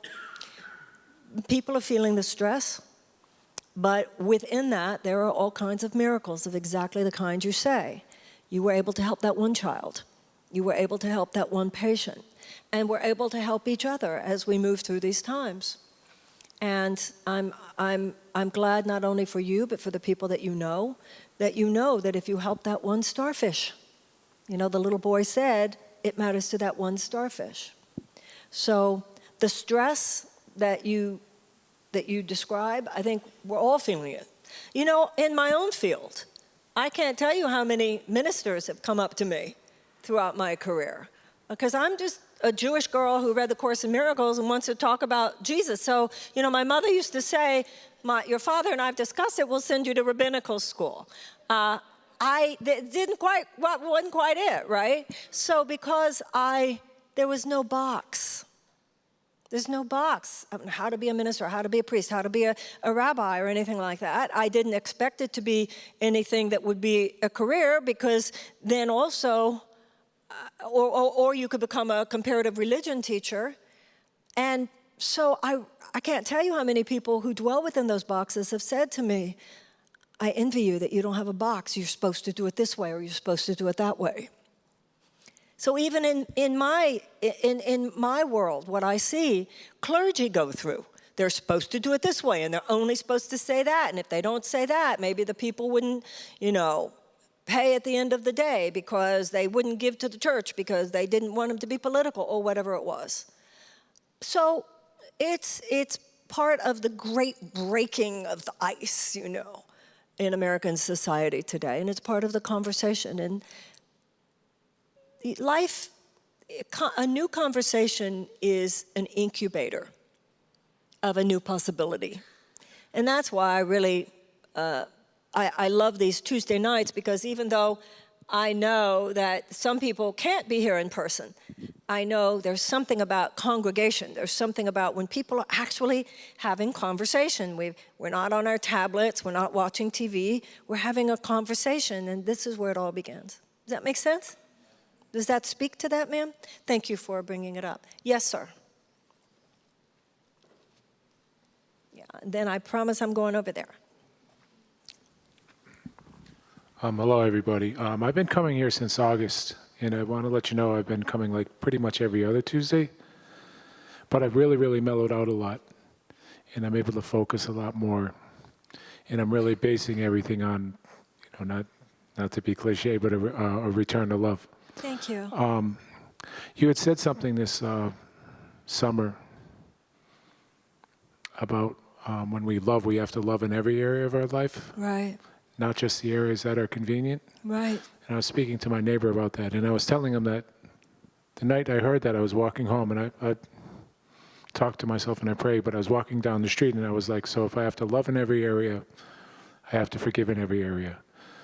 I have to teach in every area. I can't just teach the students that I like. I can't just, you know. That's so right. I've really been chewing on this for the last couple months, and it's been a big thing that I'm going through. I think before I had spoken to you about, I know you need to read my lips. I had spoken to you about an employment position that I had, and I left thinking another job was going to happen, and it didn't. So I went to one of the deacons of the church, and he said, use this time off to find yourself and to find a job. And I did that. Today I went for an interview, and I got the job. But the thing is what was really, really amazing in the interview was I had really dealt with a lot of the anger and the forgiveness in the situations where, you know, I felt victimized in areas where I allowed myself to be a victim. You talked about that. And I let go of the anger. But when I was giving the answers, they were flowing out with love. They were just really, really flowing out with love. And when somebody asked me a question, instead of focusing at the last job that I had, I focused on things that made me really, really happy, accomplishments that I was really proud of. And I found myself sitting in the chair with my shoulders back, my chest out, a huge smile on my face. It was really, really incredible. And then I normally will not even speak about Trump out in public, but one of the things, if we're to love in every area of our lives, and not just the areas that are convenient, and you spoke about tonight about kicking ass, I'm going to confess to all of you, when I hear Trump, as soon as I hear him, I turn off whatever it is because I can't listen to him. But the thing is where my battle begins and ends with him is I still pray for him. somebody has hurt the man. The man is very hurt. And the thing is although I won't listen to him, and I really don't want to discuss him, and it's really not convenient to love Trump. It's not cool, but the thing is it's like I am still a child of God. He's a child of God. So what I've decided to do is to just pray for him, because there's some serious damage there. Somebody has really, really hurt that man, and he really doesn't know any better. So the thing is and if you take his hate, and like you said, when people feel judged, they're going to judge back. You said that earlier. Well, we're responding to his hate when we speak hateful of him and say things. So the thing is, if you have hate coming at two directions, there's no room for love.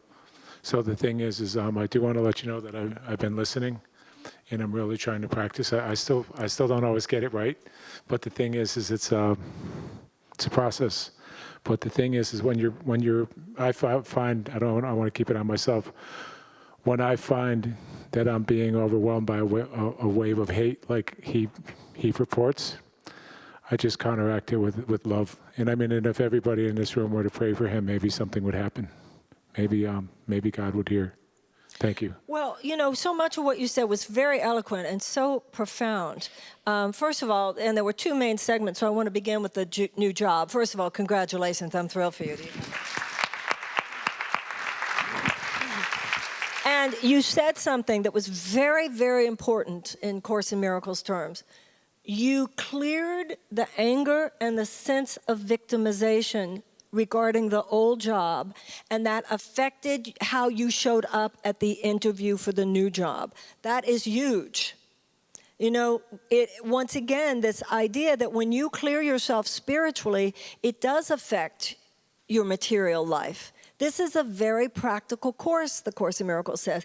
It absolutely paved the way for you to get the new job because it totally affected the man that you were in the interview. So thank you very much for that testimony. Now, about Trump, absolutely, and we pray for him quite often here. Personal anger at him does not serve anyone. The one thing that I do disagree with you is where you said he doesn't know any better. That I do not agree with. I think that there's a conscious decision. You could say that about not holding anyone accountable for anything. I told you I fell short sometimes. Pardon?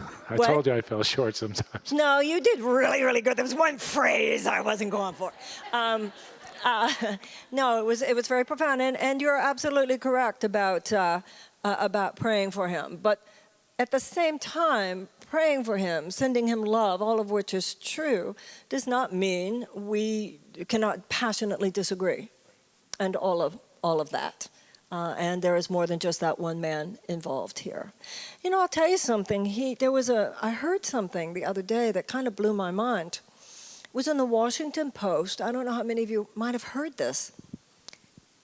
It was a recording of a call that he had made weeks before this recent drama with the Gold Star widow. There was a call that he made to a woman. Did you hear that one? He was great.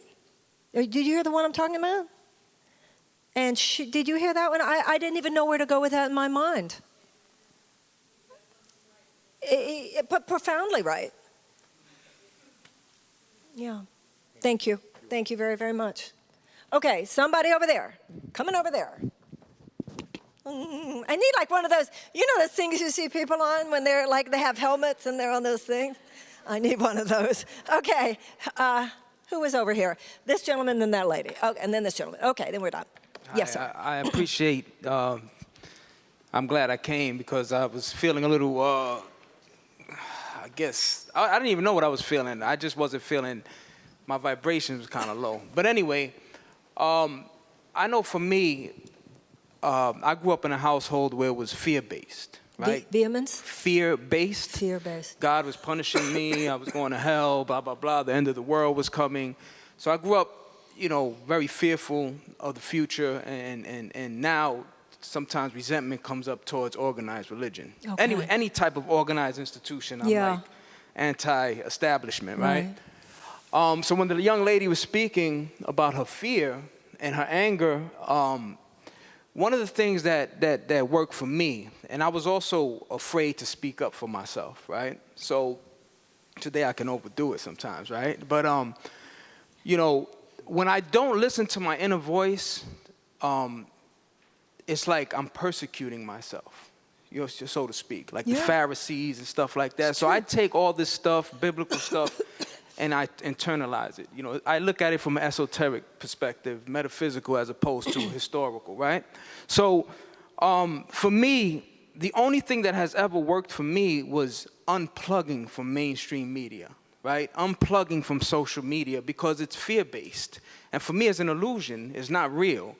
Only thing that's real is the spiritual realm, or God, so to speak, right? So when I'm in tune with my higher self, intuitively things begin to happen. A lot of synchronicities begin to occur in my life.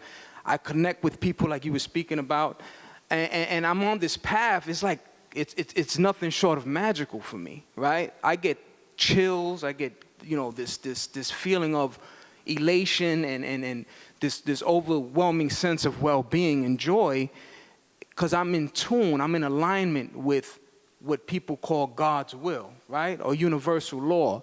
So for me, I do a lot of workshops and I write a lot and stuff like that. And one of the things that I emphasize is unplug from the media for a while. You know, go into nature. You know, sit still. I've been so conditioned. A lot of us been so conditioned to do. You know, be busy. You know, make money and do all this stuff. And a lot of us are never taught to just be still and learn to be quiet for a little while, so that a lot of this noise can subside, and that inner intuitive voice, you know, it becomes a little bit more magnified and louder, and we can hear that more, and we're guided. Like you said, I don't need to worry about employment because I'm already employed. I'm here for a purpose, right? And when I start to deviate from the work, so to speak, I immediately go back into fear, that self-centered, obsessive fear that, oh shit, the bills, and excuse my language, you know, and this and that, and I become very neurotic and chaotic, and everything falls apart for me. So for me, when I hear a young lady talk and I hear about Trump, and I get angry because it's like, he's trolling everybody. That's what I'm saying to myself. He's trolling everybody. He's not even making these decisions. It's like, it's people behind the scenes that's like when I was a kid, I'm gonna say this and be quiet. When I was a kid, I remember saying, why is this guy reading from cards? It's not authentic, it's not real. Somebody actually, they're rehearsing, it's all an act to me. The only thing that's real is what's happening on the inner spiritual plane of existence, and that's the only thing. And the course of, I've taken the Course of Miracles over 12 years ago, and I remember them saying that, like, that's the only thing that's real. All that other stuff is... You didn't read the whole book? Well, I took a course... yeah, you didn't read the whole book. Yeah, I Okay. get it, but go ahead. So much of what you say is very wonderful. And when you talk about unplugging, spending time in nature, following your own intuitive guidance, absolutely. But when you claim that the spiritual way is to unplug from what's happening and not even engaging it, that is not the spiritual way as articulated by any of the great spiritual and religious systems of the world. There is no serious spiritual or religious system of the world that gives anyone a pass on addressing the suffering of other sentient beings.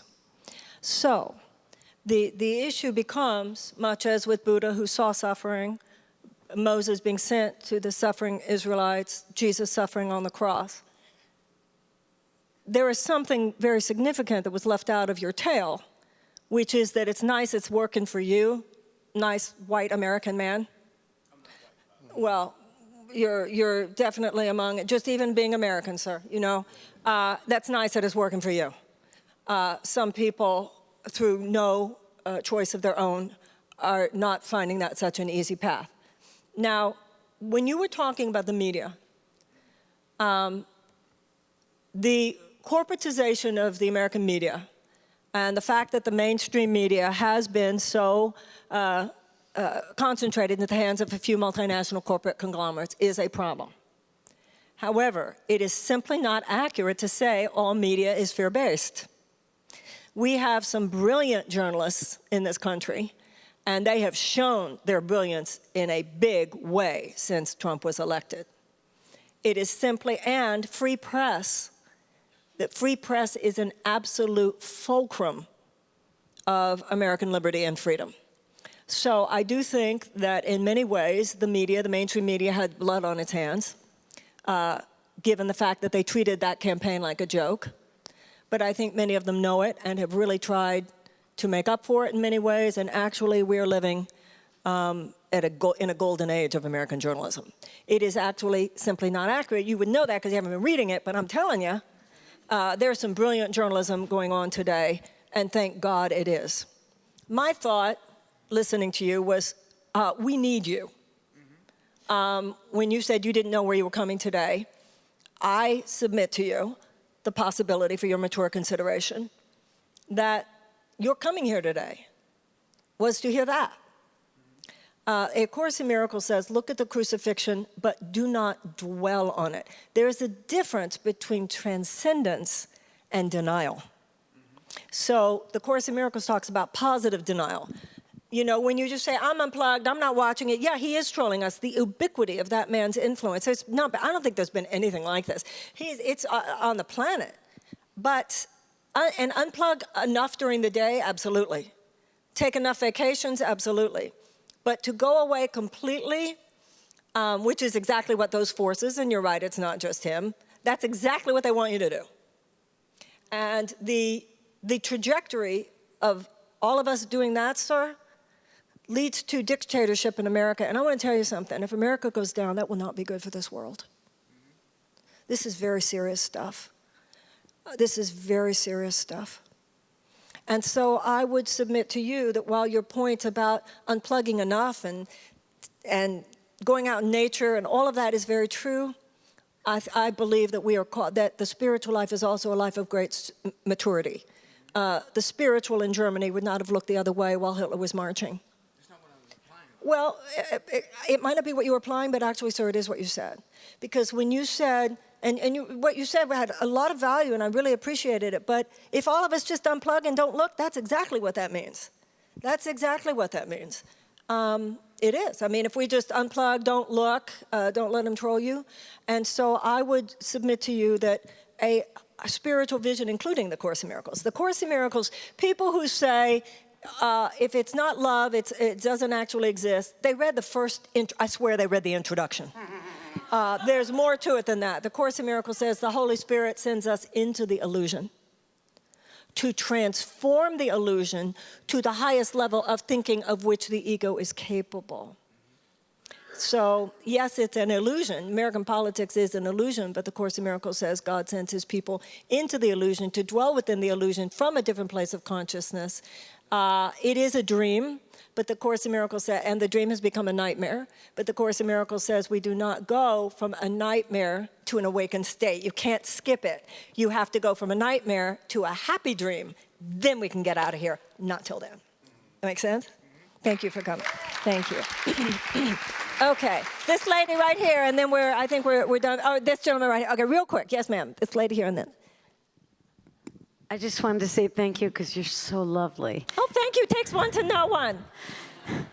And you planted the seed in me when something is missing from a situation, and it's because I'm not bringing it. The Course in Miracles, she's referring to a line in the Course, only what you are not giving can be lacking in any situation. Like the story that Christine was telling. The Course trains us, okay, what about you, what about you, what about you? It's not just what other people have done. What about how you're responding to what they've done, and so forth. Yes, ma'am. And that planted the seed for the possibility that every moment could be perfect for my development. Right. And that's so lovely, and it feels so comfortable, and I wanted to thank you because you're lovely. Thank you. God bless you, lady. Thank you. Okay. All right, this gentleman, and then we're done for the evening. Hi there. Hi. I just had a comment about the live stream. About the live stream, yes, sir. Mm-hmm. Have you heard of Esther Perel? Yeah, I have heard that name, but I don't know where. She's kind of like the top voice in the idea that familiarity is actually counter sexual desire. Familiarity is counter sexual desire. Right, To right. some And extent. I mean, I understand. And so Like she's- in a romantic relationship thing. Well, like when you're super close to someone that and safe and you feel intimate, that actually sexual desire is built upon unsafe, not being safe and kind of the energy of a counter energy. I understand the But- dimensions in which that would be. So she's done TED Talks, and she has Yeah. a book called Mating in Captivity, and so I just Yeah, for we the- have over-casualized. I think the over-casualization of romantic relationships has absolutely diminished the eroticism. Right, and Yeah. so it was just kind of perhaps the woman who asked the question could Oh, right. benefit from her. Thank you. Well, I hope she's kind of- watching. Good. Thank you. Thank you. Okay. I think we're done for the evening, and now we do our final prayer. Yes, ma'am. This lady has one thing to say. Yes, ma'am.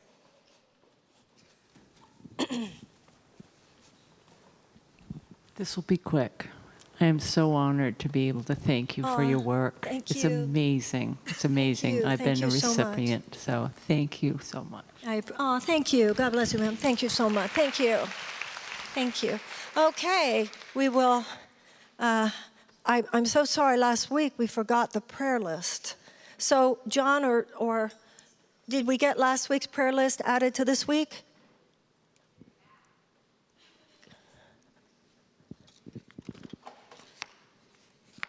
Yeah, because I forgot last week. Can you try to get that list? Sorry. Okay, we will, as my mother would say, God willing, we will be here next Tuesday night. Maria, would you just make sure my eyes will be closed, but would you put another? Oh, great. Thank you, honey. Great. Thank you. Thank you. Oh. Okay. All right, let's pray.